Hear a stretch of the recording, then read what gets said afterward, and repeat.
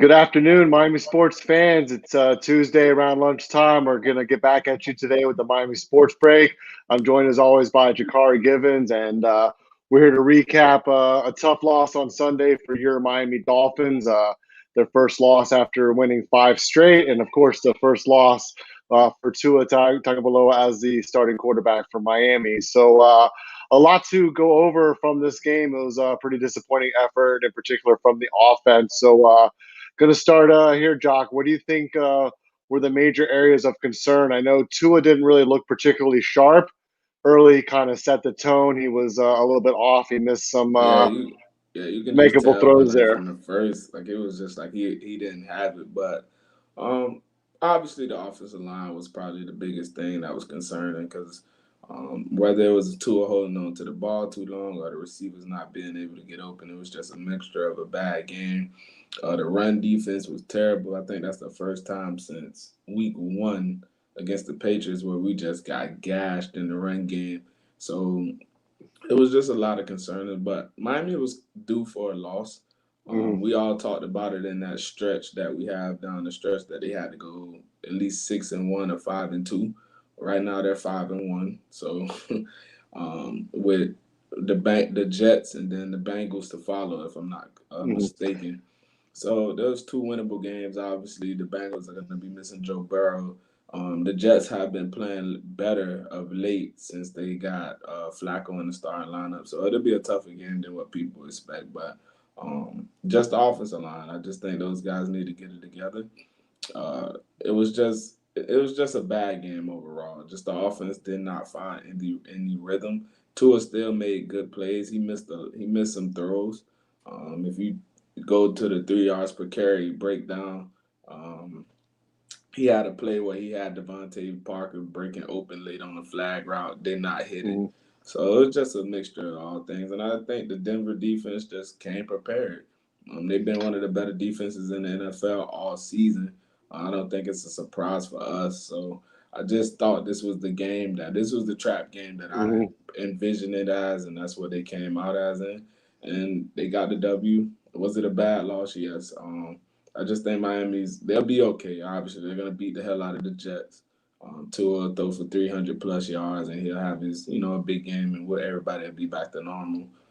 I just think the fans just got sucked into what had been happening over the last couple of weeks. But it's the NFL, so you're gonna eventually play tough games, so you cannot be upset about that. We've been winning in spite of really not great offense the last couple of weeks too. The defense and special teams really carried us, and the defense played pretty well, I think, but just wasn't able to make those game-changing plays other than the interception by Howard, which set up the only scoring drive for the Dolphins on the day in And terms of and and the touchdowns. fumble late that gave him a chance to tie the game up. Yeah, that was a big play by Van Noy in the goal line on Melvin Gordon. Yeah, Yeah, but I Van just think Ginkel, Van Ginkel. Van Ginkel, sorry. Yeah. And I think just the lack of a running game is starting to hurt Tua. It limits the effectiveness of the RPO, of the play action, of all those other things that the Changeli offense will present to an opponent. And like you said, Vic Fangio is one of the best in Denver, and that team has been kind of weighed down by a bad offense. Drew Lock hasn't been good at quarterback, but he didn't really lose the game for them, and they were able to run the ball with Melvin Gordon and Lindsey very effectively against the Dolphins. I think 189 yards rushing against the Dolphins' run defense. So the Yeah, bend don't break wasn't enough. and the thing about it, the Dolphins didn't have any turnovers either. Like Well, I mean, they should except have. the Tua late, made that bad throw that was called yeah, back but by the the late the defensive late hole. interception with Justin Simmons, that was probably about the last thing. But Yeah, other that than was that, it forced. was So a what are you pretty gonna do? clean game for Tua. I'm talking about Tua in general. He didn't, he made a bad throw, but He you're gonna missed. He have left these plays games. on the field though, and they Yeah, struggled mightily on third down. He yeah. wasn't able to. They were behind the chains though. They couldn't run the ball on first or second down at all, and they just couldn't get anything going one on one to really convert those third downs. He threw a nice No, slant to Callaway there to pick up a third and down. I then think they that was take the him right first out of one the they picked. game after that too. Yeah, there was some questionable play calling, I think, in this game as well. And as you mentioned briefly, Tua was holding on to the ball a little bit, and they weren't winning those matchups in the secondary. But I'm curious about the usage of Mike Gesicki because you kind of see when Yeah, Fitzpatrick was in the Tua game, didn't he look looks for for him. Tua wasn't looking for him early, so it was kind of like what was going on. I do want to reference something Chan Gailey said in his press conference. He was saying how the whole team needed to be better. He said his play calling needed to be better because his play calling when Tua's in the game is a bit vanilla at times. When Fitzpatrick gets in, it's like he just lets it loose for him. Mhm. Maybe it was a situation in the game, but it's obviously a glaring need that Miami still needs improvement as a team. It's there. They need offensive lineman improvement. Their rookies have played better. They need receivers. It's a glaring need, and this offseason they need to address it. Devontae Parker is great. Preston Williams is great. But when you don't have a guy that you can depend on, say like a Stephon Diggs or Cole Beasley in the slide or Cooper somebody Cup, you like see that. last Yeah. night. The thing about Parker, he's not a high volume traditional wide receiver one. You know what I mean? Like those guys get 10, 15 targets every game. And Miami spreads the ball around a little bit more. So he doesn't really fit that true wide receiver one volume role. And they're missing a lot on offense. This is a rookie game for Austin Jackson at left tackle. This is a game he's going to want to forget after he looks at the tape. I think he allowed 6 pressures, something like that. And the line in general, there was breakdowns all across the line. Jesse Davis had up and down moments. I mean, he made a couple of good pickups there, but overall, it was a real bad game for the offensive line. Denver had, I believe, 6 sacks. And I agree. Some of the comments here, it wasn't the best coach game either.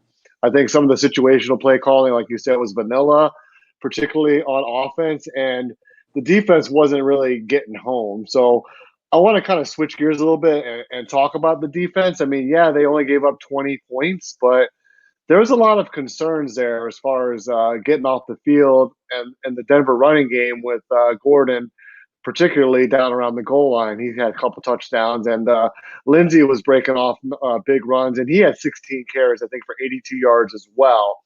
So it was more of a controlling the game on offense from Denver, and I just think the Dolphins' defense, are they really good, or they made some timely plays to kind of buoy the perception of the defense? So I've been harping on this all season. Miami does not have a true one-on-one pass rusher that's gonna win. I know Emmanuel Agba has a 7 sack season, but it's a loaded 7 sacks because it's all out of the pressure looks when they go to the cover zero look. He's free rusher, or they're bringing more than the offensive lineman can block. So it was just that attributed to they're playing some bad teams down the way as well. The Dolphins defense is good. The secondary is immaculate. Brandon Jones has been playing very, very well. It's Underrated just because he doesn't make the picks, but he locks down that side of the field pretty much. And teams keep throwing at Xavier Howard for some reason. I don't understand I don't why get it they either. keep just his instincts. I mean, he's a high risk, high reward kind of player, but you see it almost every game where he is He reminds making me a of play to Sante set the tone. Samuel. Yeah, very opportunistic. I think he really reads the quarterback well, and you obviously know he's studying the route concepts, and he has an idea of where the ball's going to go. I think before it's even out of the quarterback's hands, which gives him an advantage, and he has the closing ability in close space. You can attest to this. The way he breaks on the ball and Yes. kind of switches from moving back to really Brown. driving on the ball. That's elite. That is really and he has great hands for a Yeah. DB. So Brown. those Brown. The secondary has been playing well. Eric Rowe, Howard, Brandon Jones, Byron need them. Jones, all of them have been playing well. Oh, Nick Needham had an He had a excellent great game. game too. I mean, he had a lot of PBUs in this game, and Yes. he's always I sticky. He's just very I close to the just think guys. Miami's lacking that true. And I've seen a lot of people saying Jerome Baker isn't good and all that. No, Great Jerome run Baker. defender. No, he's a great player. He's a Yeah. great player. He's just. I think he will be better next to another linebacker who brings equal talent to him. He I can get seen. exposed in coverage a little bit, I think, Baker. I think he's a little bit better No, I downhill think he's rather than in better. I space. think he's better in He's coverage. gotten better in coverage. I don't, I just don't know if that's his strength, but I agree. I think he's going to be good. Yeah. It's like I just said. I just think it was a bad game. Mhm. They just it happens. It Right. happens, and if you look at Monday night when you watch Tampa Bay, Brady had a terrible game. It happens. The best go through it. So I think the Dolphins just have to show us you're a different team. Don't let this go into next week against the Jets and you just come out. No, they come out, have a great game, which they will. The defense has been playing well all season. Like Hmm. I said, they do need to address some needs in the offseason on defense. A pure pass rusher, a guy who can truly win one on one, adding another linebacker to the fold. The running game, obviously the running back position will be addressed. The You need a receiver wide position, receiver. I think you got to go offensive skill in the yeah. top of the first Like round I with that said, Houston pick. I would love Jalen Waddle for this team. Would you reach for like a Travis Etienne I don't think I early think or? ETN. I would say this. I think ETN is like a Reggie Bush. He's a great explosive back that lacks the vision of the other great backs. So I He's a good think that's how receiver he will though. be. Yeah, he would be a great receiver. So I think that's what he'll be. I don't. Obviously, I see some more changes coming in the offseason. I do think this is Chan Gailey's last season. I think they will go after somebody. I've seen some rumors about Steve Sarkisian from Atlanta, which would be Mm. great. That'll be a great fit for Tua. I already coached him. He's a pretty good offensive coordinator because their offense hasn't tailed off since Kyle Shanahan left. So um, it was just a bad game and it's overreaction. And I've seen takes people saying Herbert's better than Tua. Nah, no, man. No. Herbert's in a better situation receiver wise. He has a top 5 guy in Keenan Allen, Hmm. another good tight end. He has a offensive coordinator and a quarterback coach in Pep Hamilton that people don't know who developed Andrew Luck Hmm. into becoming a better Right. quarterback than he already And was. better So running backs than and Miami. Let's better face running it. backs They're pretty much their top they're three backs are better than anybody at Miami has yeah, right now. And I hate to say it, but they're just not they're good. allowing Herbert to do what he does best. They're throwing deep balls. They're doing a lot of things. So, like I said, the offseason, Gailey, this probably be his last season because they need to improve. But also, I just want people to pump the brakes with judging Tua off this last game. Yeah, I If we agree. And look then at listen, Russell Wilson, and I'm gonna give you some food for thought here. Russell Wilson in his 4th career start threw 3 interceptions in a loss against the Rams. and I think, like you said a little bit earlier, it was a mirage, the 5 straight wins. Not to say that Miami's not a good team, but they appeared a little bit ahead of schedule. And I think the Denver game kind of reset is more of a Yeah, and let us barometer know of where like, the hey, team is. There's a hey, lot let of us know. weaknesses still on this team. This is not an elite team, it's an ascending team. But this was year one of the 2 year retool with another flush draft. Tua is going to have nearly a full season under his belt. I We think, need like to I get said, explosiveness on offense. I So said from the beginning of the year, a 7 to 9 win season that's an improvement. Miami will be in the playoff hunt, but the Raiders, uh, you got the Titans. The a lot of AFC six is and threes, those teams in there. Yeah, but the AFC is very hard. Like people are Yeah, mistaken. The AFC is very hard. They're the NFC then, of course, but the AFC is very hard. And it just Miami's fine. I don't think AFC's deep too. There's a yeah, lot of and teams I that think are a in lot of that. people seeing reason with Tua being pulled. I'll address the comments. Um, I didn't see a problem with it. He wasn't playing well. I think they took him out because they're protecting the franchise and anything. Like he had already done took a 6-sack beat. So I Right. just think they took him out just to say, you know what, Take a let's break. not finish this game out. He just didn't look right from the beginning. I don't know if it's the injury or Hmm. maybe what it have may been, but at the same time, I think it was the right decision by Flores to pull him, and it's the right decision by Flores to start him this upcoming week and just let him know, like, hey, throw that one in the garbage. That was Yeah. a bad game. He'll come out. He's faced adversity before. He's already been coached by a coach that's hard on his players, and Nick Saban. So Hmm. I don't think people, you know, I think people are just overreacting to this. It's overreaction Monday, Hmm. but Tuesday people, Yeah. he did the right thing. I would have liked to see him, battle back, with that game on the line because he had drove Hmm. Miami down the field. I think yes, but at the Yeah. same time, it is what it is. It's over with now. Let's move forward. And I think Miami's in a great shape. They have to go 6-1 in this stretch, and they have two winnable games in the next 2 weeks. The Bengals game became very, very winnable with Joe Burrow prayers up to him because that Mixes was a out. Yeah. Oh, yeah. That yeah, was terrible it's a injury for Burrow. horrific injury, and he was having a great rookie season. So I think Miami would be 6-1 down the stretch, and then that goes the next stretch of games. I like obviously the main game for me was Kansas City. I think Yeah. Miami will lose to. I think And they'll have Buffalo's going to be tough too. Buffalo will be tough. So I would like for them to win out so we can go ahead and have that, our first Sunday night game with Tua and and Josh Allen for the division.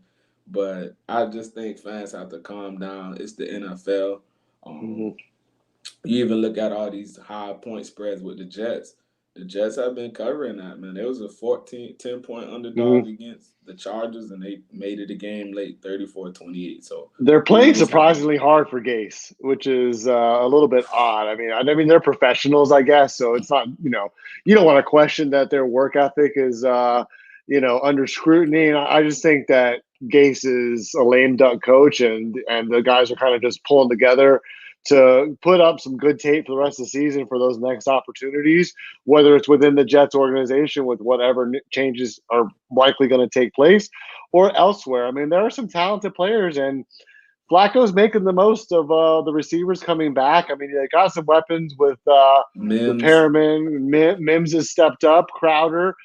They got some guys that can make some plays. They're just they're not a talented team offensively And overall. And I also think that for teams, this was the year to see what you got because I think this is mhm, a throwaway year for most GMs and coaches, like from the owner's perspective, because of all the things that's happening, COVID and stuff like that. So I think this was a year similar to college with the players. I think it was just a throwaway year, and I don't think people will get fired. Obviously, it's gonna happen because it's the NFL, but I just don't see the reason because you had a COVID stricken year, you had people opting out.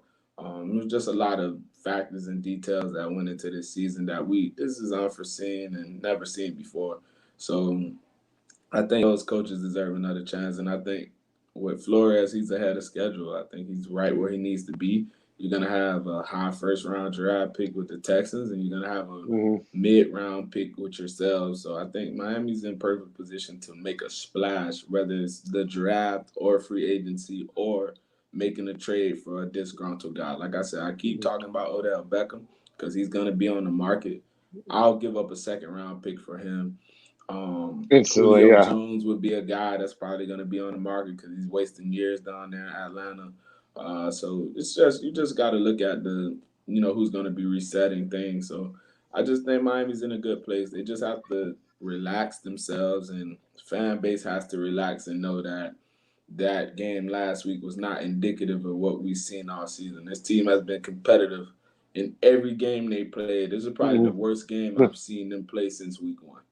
And they were right there with a chance to tie it up at the end. So there's a lot of positive to take out of it, but at the same time, you don't want to overreact, but you've got to look at some of the things that this game exposed, such as the lack of explosiveness at the wide receiver position.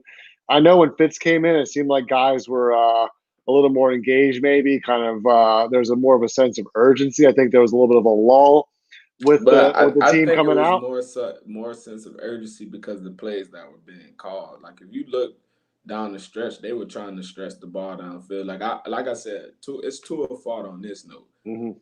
You have to look for Mike Gesicki because he's arguably gonna have the best matchup on the field. Because I don't think linebackers can't cover him and safeties will struggle to cover him. So I will say that, like, because Fitzpatrick got right in and hit Gesicki right up the seam. Ball's coming So out quicker with Fitzpatrick, though. I mean, it seems like it was through three step and out. It was not all these slower developing I think plays, with and, Tua, and Tua wasn't hitting those deep passes early. I think with Tua, he just wasn't prepared. After that first couple of series, I think Denver was just throwing things he hadn't seen because he did, throw that beautiful touchdown, that beautiful back shoulder fade to Devontae Parker, which seemed like years ago in the game Mhm. as the Yeah, game went on. So you have to just give them credit. Like I said, give Denver credit. They Hmm. battled. They Yeah. won the game. I think Tua will come out this week and have a monster game. Because I think Justin Herbert shredded the Jets, like just obliterated them. And I expect the same thing from Tua. I think he'll rebound this game. People come back thinking he's the next greatest thing.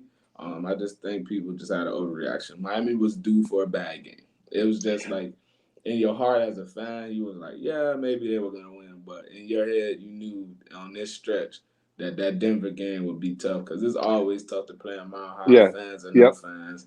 The Altitude, travel, the underrated altitude altitude, there. I mean, it's not easy to people don't win games typically in Mile High, so and they're it's not bad. whatever they And call it now. people forget Denver. Denver's a quarterback away from probably being a 6-3 team. You You know, they know, have a lot of weapons on offense too. they That have a whole lot of a weapons on lot of offense. weapons, a lot of speed. I mean, with they got Hamler, they got Patrick, they've Judy, got Judy. They got a lot of punch in the skill positions, and Gordon and Lindsey are a really underrated duo in the backfield.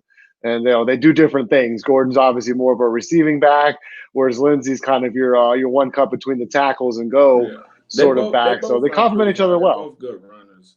I Yeah, just think Gordon, he's better on the goal line, I think, just because he's a little bit got a little more size to him. But I just I got a lot of questions about the offense and what their ceiling is with this group right now.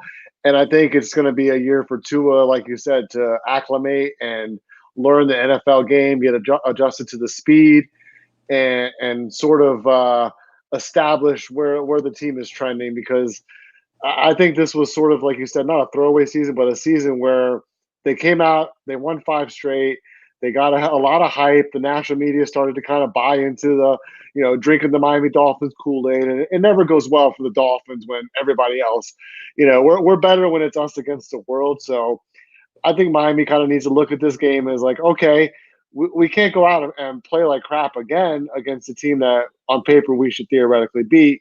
We've got to play our best 60 minutes against the Jets. They're going to want to win this game. This is always a big game, no matter what the records are. It's always a close game with the Dolphins, almost always a close game with the Dolphins and Jets. So we can't really take this one lightly. I think we're going to preview the Jets more in depth when we come back on Thursday as well. So just want to kind of get any parting thoughts you had on the Denver game and what you're looking forward to be better on Sunday. I think the offensive line will play way better on Sunday, and I think the Dolphins will have a for sure game plan with Tua this upcoming game. I think they kind of was just like the game planning was not good against Denver because was it hey established a run because the Met was breaking off some decent runs. I Mm-hmm. just think Miami got away from it, and we just it was just not good, the whole game. So I think Miami will have a better game plan. We'll see a more in depth, like more passing game. I think Yeah, Jets. we'll see more of Gasecki. We'll see more of Callaway, Malcolm Perry as well. We'll see those guys get involved early, and Mhm. that's it. Jets run defense is decent. They're ranked 11th in the NFL, but the pass defense is ranked 30th. They give up Yeah, they're bad 296 against the yards pass. through the air. So I think this is going to be a get right game for Tua and the Dolphins, particularly on the outside. And I'm looking for that Jakeem Grant connection because he's been looking for him early in the games, and just their timing hasn't quite been there. And I think he's the one guy, maybe along with Callaway, that can give you some explosiveness in the passing game, give you that yak, give you something one on one in space off a shorter pass that's going to flip field position and kind of help the offense a little bit when those slower developing deep passes one on the outside aren't working. So I think this is going to be a get right game, particularly for the passing game. Yeah, I think it'll be a rhythm game. I think we'll see Tua start off the game probably about 12 or 15, 12 or 12, something like that, along that nature, and probably like 2 touchdowns. I think it'll just be like, he come out very early. They'll establish him right away with some good, like, quick passes just to get him in a Quick. rhythm, and then it'll be all bounds over Baghdad after that. Yeah, I think the slow developing stuff kind of left the offensive line in an uncomfortable position, trying to maintain those blocks. And like you said, Denver's got a good pass rush, so they need to basically kind of reset It and was get the like I quicker said, offense going. it was the perfect trap and good defense. Quarterback didn't beat himself out like he does before. The running game started working, so it was just a lot going. It was a lot going in Denver's favor. Yeah. No, I think we definitely bounce back with a big game against the Jets. So we're gonna want to get right back in the winning formula, I think, and with a tough stretch to close out the season. Like I said, these next two games against the Jets and the Bengals are ones you got to take care of business and see where you're at after this. And it should be an interesting very last quarter of the season. And I'm excited despite a tough game at Denver on the overall direction of the team. We got some things to address, and that's why the coach is making a lot of money to analyze what went wrong, what went right, and adjust accordingly. And you got to look at each game as an individual thing. I know it's very cliche, the one game at a time thing, but a season is 16 different events. So you got to look at them all independently and just go on to the next, as some coach up in New England would say. So Correct. We no. on to the Jets. On to the Jets, exactly. But we're going to wrap things up here. Want to thank Jock, of course, for joining me this Tuesday afternoon. And, of course, everybody for watching us during the Miami Sports Break. We'll be back on Thursday. And we're going to have some Hurricanes coverage as well. Tonight, there's going to be a Hurricane show at 7:30. Not so much news to talk about there, but we're going to break down some recruiting updates and kind of give their midseason, end of the season grades for the Miami Hurricanes there. So make sure to check us out on the YouTube channel. Thanks, everybody. All right, fellas.